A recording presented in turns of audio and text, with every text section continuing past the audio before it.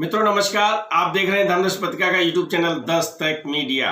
मैं विनोद शुक्ल आपको सुना रहा हूं बाबा नीम करोली की अद्भुत कथाएं। अद्भुत कथाओं की श्रृंखला में आपको लिए चलते हैं फोर्ट चर्च लेन इलाहाबाद। इलाहाबाद में जब दादा चर्च लेन में रहते हैं और महाराज जी की देह लीला समाप्त हो गई है तो भक्ति मार्ग उनका एक नए सिद्धांत की तरफ बढ़ गया है। आत्मज्ञान का सिद्धांत मैंने आपको बताया था कि कैसे आत्मज्ञान दादा का एक प्रयोगशाला के रूप में उन्होंने अपने किया। आज उनकी जीवनचर्या में जो उनके आसपास रहते हैं, उनके जीवन में क्या होता है वो मैं आपको बताने जा रहा हूँ। दादा अक्सर बरामदे में बैठ जाते हैं। फोर्ट चर्च लेन में जो मकान है उसमें आगे बरामदा है, वहां बैठ जाते हैं। और आपको पता है, मैंने कई कथाओं में बताया, तुलाराम जी मिलते हैं तो उन्हें धूम्रपान दोनों लोग करते हैं ना, सिगरेट पीते हैं। सिगरेट फेंकवाने की भी एक कथा मैंने सुनाई थी, जब महाराज जी ने ये कहा था कि इसे फेंक दीजिएगा। तुलाराम की फेंकवा दी थी और जब दादा के लिए बात हुई थी तो कहा था इन्हें पीने दो, है ना। तो उन्हें धूम्रपान बहुत पसंद था, सिगरेट पीते थे और चाय पीते थे। तो बरामदे में जब बैठते तो अक्सर वो धूम्रपान करते रहते और चाय पीते रहते। ये उनका जो शौक था वो जारी था। लेकिन जब बरामदे में बैठते तो वहां होता क्या था, जब वो वहां बैठते तो पास के पेड़ पर रहने वाली गिलहरियां आ जाती थी, चिड़ियां आ जाती थी। वहां पर 7 सिस्टर्स चिड़िया होती है, तो वो कई चिड़ियां वहां पर आ जाती थी। मोहल्ले के जो पालतू कुत्ते नहीं थे, जो लोग पालते हैं वो उनका ध्यान रखते हैं, जो आवारा गलियों में भटकते हैं, जिन्हें भोजन की स्वयं व्यवस्था करनी पड़ती है, जानते हो ना, जिसके घर में कुत्ता पला है उसे तो वहां से मिल जाएगा। और जो गली में है, जिसका कोई ऐसा नहीं कि उसका वो पालतू है, तो उसे वो खुद घूम घूम के खाना खाता है, यानी अपने भोजन की व्यवस्था करता। ऐसे श्वान आ जाते थे, बिल्लियां आ जाती थी, आप समझ लीजिए कि गायें आ जाती थी। आपने गेट चढ़ा हुआ देखा है, उसके बाहर खड़ी हो जाती थी।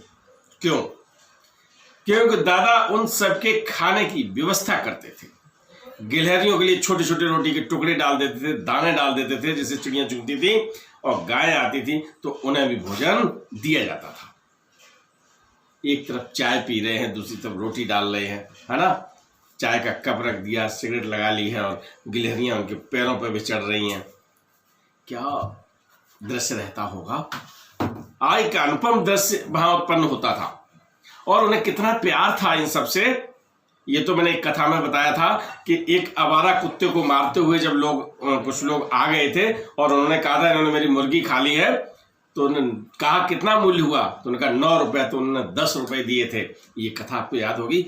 ये पशु पक्षियों से प्रेम करने की दादा की एक बात मैंने आपको बताई है। और दूसरा वो क्या करते थे कि कोई भूखा व्यक्ति उनके घर से वापस नहीं जाता था। जो दर्शन करने आए वो भोजन प्रसाद पाके ही जाएगा, लेकिन अगर कुछ लोग भूखे आए हैं और न भोजन की याचना है और घर में है तो तुरंत, और नहीं है तो उसे कहा बैठ जाओ और हम खाना खिलवाते हैं। दुखिया और भूखिया का उनका अपना एक सिद्धांत था।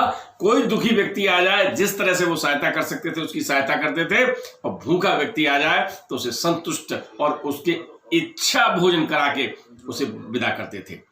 ये दुखिया भूखिया का जो सिद्धांत उनका चलता था, मैं तो आपसे भी कहूंगा कि अगर कोई दुखी व्यक्ति आए, आपकी क्षमता में है उसका दुख दूर करने की, तो दुख दूर कर दीजिएगा।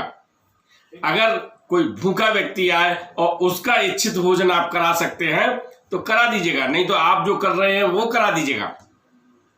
मित्रों, दुखिया और भूखिया का ये सिद्धांत दादा ने व्यवहारिक जीवन में अपनाया था।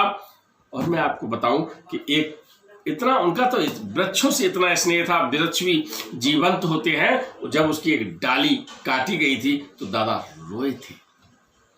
ये सब बातें मैं इसलिए बता रहा हूं कि दादा की हृदय की जो गहराइयां थी, बाबा नीम करोली की जो शिक्षा दीक्षा थी, उस शिष्य में पूरी तरह से व्यवहारिक रूप में उभर के आई थी।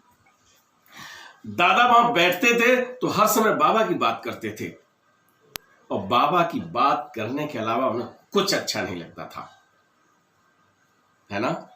दुखिया भुखिया का सिद्धांत, पशु पक्षी वृक्ष, इनका प्रेम आपने देखा इस अंक में।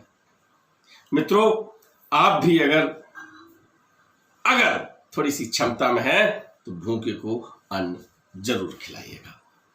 आज की कथा को विराम देता हूं, फिर मिलता हूं आपसे। राम राम। वीडियो पसंद आए तो लाइक कीजिए, शेयर कीजिए, सब्सक्राइब बटन पर क्लिक करके चैनल को सब्सक्राइब करें और बेल आइकन दबाना बिल्कुल ना भूलें, ताकि हमारे अपडेट वीडियो आपको मिलते रहें।